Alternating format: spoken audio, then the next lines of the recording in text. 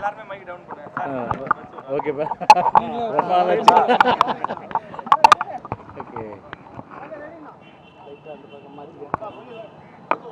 மாண்புமிகு கழக பொதுச் செயலாளர் அவர்கள் வருகின்ற 7ஆம் தேதியிலிருந்து தமிழகம் முழுவதும் சுற்றுப்பயணம் மேற்கொள்ளுகின்ற ஒரு நிலையில் அந்த சுற்றுப்பயண தேதியும் அதே போன்று எந்தெந்த இடங்களில் எந்தெந்த தேதிகளில் வந்து அவர் வந்து மக்களை சந்திப்பார் என்கின்ற அந்த விவரம் நம்முடைய தமிழ்நாடு அரசுடைய காவல்துறையுடைய டிஜிபி அதாவது காவல்துறை தலைவரிடத்திலே கொடுக்கப்பட்டிருக்கு. நானும் நம்முடைய நாடாளுமன்ற மேலோட உறுப்பினர் திரு என்பதற்கு கொடுத்திருக்கின்றோம். அவர் வந்து அந்த அளவுக்கு போதுமான அளவுக்கு அந்த பொதுக்கூட்டம் அதாவது மக்களை சந்திக்கின்ற அந்த நிகழ்ச்சிக்கு போதிய பாதுகாப்பும் அதே போன்று காவல்துறையுடைய அந்த அனுமதி வந்து கொடுக்கப்படும் என்ற அந்த ஒரு தகவலும் தெரிவித்திருக்கிறார்கள். எனவே வருகின்ற 7ஆம் தேதியிலிருந்து பொதுச் செயலாளர்கள் வந்து தமிழகம் முழுவதும் வந்து மக்களை சந்திக்கின்ற அந்த சுற்றுப்பயணம் தொடங்குகின்றது என்பதை இல்லை. இப்போது பொதுவாகவே அது வந்து இப்போ வந்து முதல்ல வந்து வழக்கு போட்டது அனைத்து இந்திய அண்ணா திராவிட முன்னேற்ற கழகம்.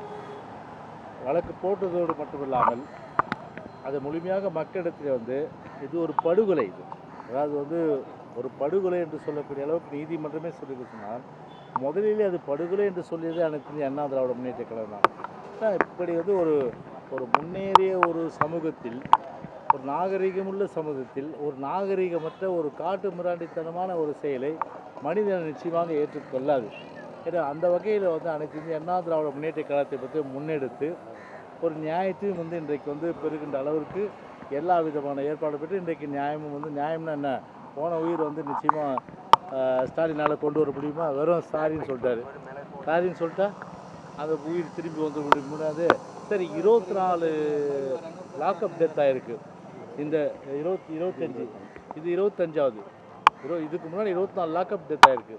இந்த 24 லாக்அப் டெத்துக்கெல்லாம் சாரி சொன்னார் அவர். சரி, தேர்தல் வருகின்றது என்ற ஒரே காரணத்திற்காக இன்றைக்கு வந்து ஒரு வருத்தம் தெரிவிக்கிறது, அதே வந்து ஆங்கிலத்தில் சாரி என்ற வார்த்தையை வந்து இன்றைக்கு வந்து உபயோகித்திருக்கிறார். இன்றைக்கி இதுக்கு முன்னாடி 23 படுகொலை நடந்திருக்க தமிழ்நாடே பார்த்தா ஒரு லாக்அப் டெத்துக்கு உரிய ஒரு மாநில என்ற அடிப்படையில் ஒரு கரை ஏற்பட்டிருக்கிற நிலையை, ஒரு இரத்தக்கரை படிந்த ஒரு அரசு, ஒரு இரத்தக்கரை படிந்த ஒரு முதலமைச்சர்னா இந்த கரங்கள் எந்த அளவிற்கு மக்கள் இன்றைக்கு வந்து ஒரு உயிருக்கு கூட ஒரு பாதுகாப்பு இல்லாத சூழ்நிலை இன்றைக்கு காவல்துறையால் இன்றைக்கு உயிரை எடுக்கின்ற நிலைமைனா உள்துறை வைத்திருக்கிற நியாயமாக என்ன செஞ்சுருக்கணும்? அன்றைக்கு வந்து இதே வந்து சிலப்பதிகாரத்தில் அன்றைக்கு பாண்டிய மன்னன் ஒரு தீங்கு, அதாவது அநீதி இழைத்ததன் காரணமாக கண்ணகியே வந்து வெகுண்டு எழுந்து அதன் காரணமாக மதுரையே பற்றி இருந்தது. இன்றைக்கு தமிழ்நாடே பற்றி இருக்கின்றது. அன்றைக்கி இது பாண்டிய மன்னன் அன்றைக்கி நீதி தவறுனா செத்து போயிட்டார் அவர். ஆனால் நாங்கள் வந்து அப்படி சொல்ல மாட்டோம் இல்லையா? ஆனால் பதவியாவது விலகி இருக்கணும் இல்லையா? பதவி விலகாத வெறும் சாரின்னு சொல்லிட்டா அது உயிர் வந்துடுமா? அதுங்க சரி, சமூக ஆர்வலர்கள், திரைப்படத்தை சார்ந்தவர்கள், அவரெல்லாம் வானத்துக்கு பூமிக்கு குதிக்கிறவங்க, அவங்கெல்லாம் எங்கே போனாங்க? ஒருத்தரை வந்து யாருமே எதுவும் வந்து வாய் திறக்கவில்லை. வாய் மூடி மௌனமாக இப்படிப்பட்ட ஒரு படுகொலை இன்றைக்கு அரசால், இன்றைக்கு காவல்துறையால் இன்றைக்கு அரங்கேற்றப்பட்டிருக்கு என்று சொன்னால் வாய் மூடி மௌனமாக இருக்கின்ற ஒரு நிலையில் இன்றைக்கு தமிழ்நாடு இருக்கின்றது. எனவே அந்த குடும்பத்தினுடைய சாபம் எப்படி இந்த கண்ணகி வந்து மதுரை எரித்தார்களோ அதே போன்று தமிழ்நாட்டை பொறுத்தவரை 2026 ஒரு மாபெரும் மாற்றத்தை தமிழ்நாடு நிச்சயமாக வந்து இந்த படுகொலை செய்வதன் மூலம் நிச்சயமாக உருவாகும்.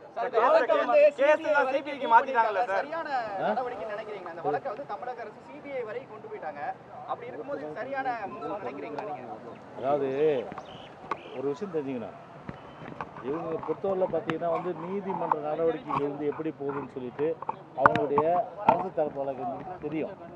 தெரிந்தவனன்றது நான் முந்திக்கினேன் அப்படின்னு சொல்லி சிபிஐ வந்து வச்சுட்டாங்க. சிபிஐ போயிட்டாங்க. சரி, நான் கேட்குறேன், அந்த குடும்பத்தை வந்து நிர்பந்தப்படுத்தி அதாவது வந்து மேற்கொண்டு இந்த பிரச்சனை பண்ணக்கூடாதுன்னு சொன்னதில் திமுகவுடைய பங்கு இருக்குதுன்னு சொல்கிறாங்க.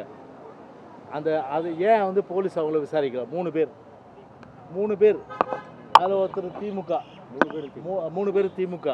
ஏன் அவங்கள வந்து போலீஸ் விசாரிக்கலை? அவங்கள வந்து போலீஸ் விசாரிக்கணும், அவங்களையும் விசாரித்து நடவடிக்கை எடுக்கணும். அதில் இது வந்து வெறும் சாரின்னு மட்டும் சொல்லி ஒரு இதோட முற்றுப்புள்ளி இருந்தால் நல்லது. ஆனால் தொடர்ச்சியாக 24 கொலை நடந்து 24 அளவுக்கு லாக்அப் டெத் நடந்து 25 ஆகி இது தொடரக்கூடாது என்பதுதான் தமிழ்நாட்டு மக்களுடைய. ஆனால் இந்த பொம்மை முதலமைச்சர் தமிழ்நாட்டை இன்னும் ஜனவரி எலெக்ஷன் கோட் ஆஃப் கான்டக்ட் வந்துடும். அது வரல தான் வந்து இவருடைய அந்த ஒரு நிர்வாக திறமை இல்லாத அளவுக்கு இந்த அராஜகம், இந்த நிர்வாக திறமை இல்லாத அரசு தொடரும். அதுக்கு மேலே தொடரப்போவதில்லை. ஆனால் இந்த ஜனவரியிலேயாவது இதை போன்ற படுகொலைகள், ஒரு பாதுகாப்புகள் பொதுமக்களுக்கு உருவாக்கி மக்களையாவது காப்பாற்றுகின்ற அந்த எண்ணம் வந்து இந்த பொம்மை முதலமைச்சர் இருக்குமா என்றால் இருக்காது. அதனால் ஏதாவது சொல்லுவாங்க, ரோம் நகரம் தீப்பற்றி எறும்போது நீரோ மன்னன் பிடில் வாசித்த கதையாக நாடு எக்கேடு கெட்டு போனால் என்ன. எங்களை பொறுத்தவரையில் பார்த்தீங்கன்னா ஒரே விஷயம், பணம் பணம் பணம், காசு பணம், காசு பணம், துட்டு, மணி, இதுதான்.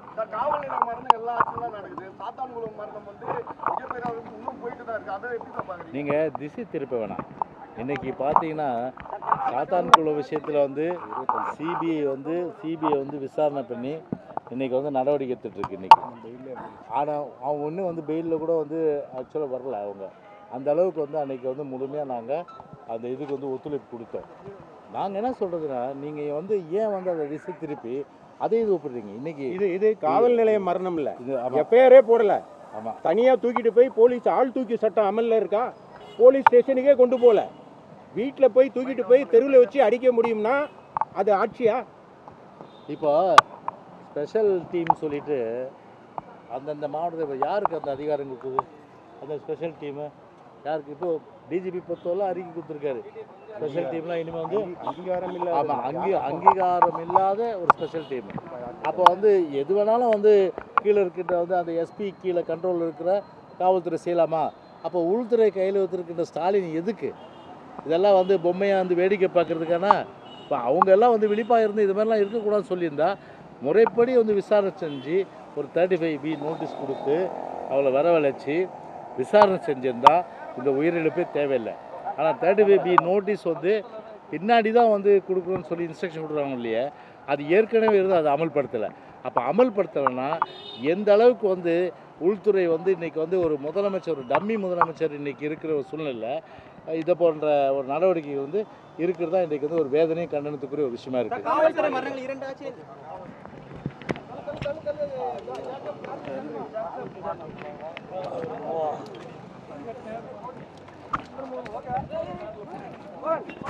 ஓகே